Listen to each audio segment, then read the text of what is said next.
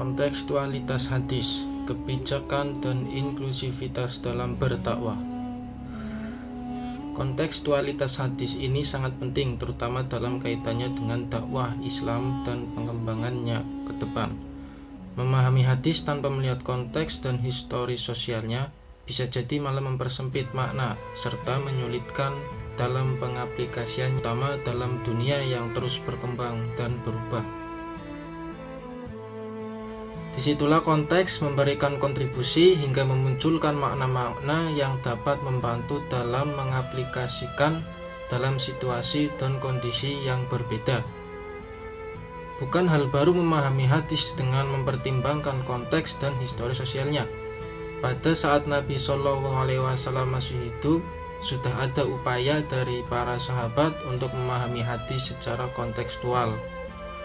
Pemahaman hadis secara kontekstual ini sangat penting, mengingat kehidupan manusia semakin berkembang, sehingga permasalahan yang dihadapi pun semakin kompleks.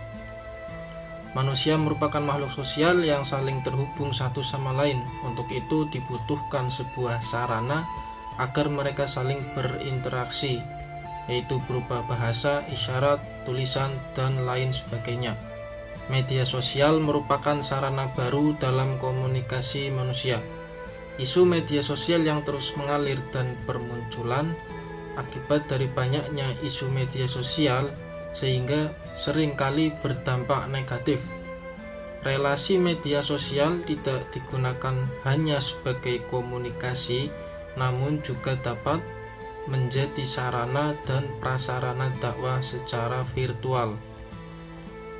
Dalam hal ini, peran ilmu informatika, informasi, dan pemahaman agama sudah selayaknya harus terintegrasi dan terkoneksi demi menciptakan interaksi yang terpuji lewat kontekstualisasi hadis Nabi.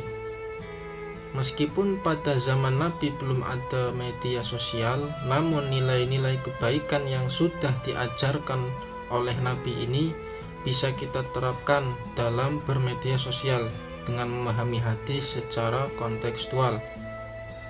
Perkataan yang baik itu memberikan kesejahteraan dan ketentraman, sebagaimana hadis yang diriwayatkan oleh Abu Hurairah, yaitu kullu salama minan nasi alaihi shadaqatun kulla yaumin tatlu'u fihi syamsu qala ta'dilu bainal itsnaini shadaqatun wa tu'inur rajula fi dabbatihi tahmiluhu 'alaiha aw tarfa'u lahu 'alaiha mata'ahu shadaqatun qala wal kalimatu thayyibatu shadaqatun wa kullu khutwatin tamshiha ila sholati shadaqatun wa tumitul adha 'anit tariqi shadaqatun, yang artinya pada setiap ruas tulang ada kewajiban sedekah.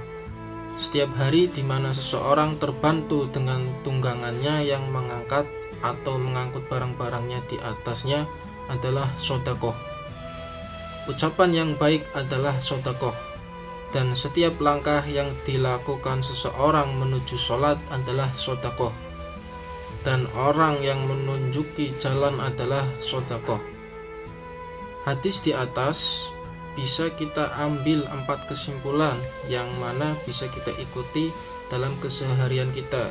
Yang pertama yaitu bertutur kata baik merupakan hal yang sangat penting dan perlu dilatih di kalangan umat Islam dalam aktivitas kehidupan sehari-hari. Yang kedua, melalui tutur kata yang baik, seorang dapat membuat suasana yang sejuk sehingga ajaran Islam dapat diterima tanpa adanya peperangan.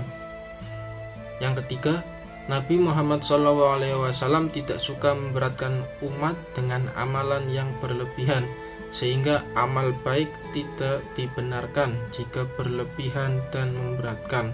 Yang keempat, membahagiakan orang lain dan menghilangkan kesusahan merupakan ruh dan kunci dari sebuah sedekah.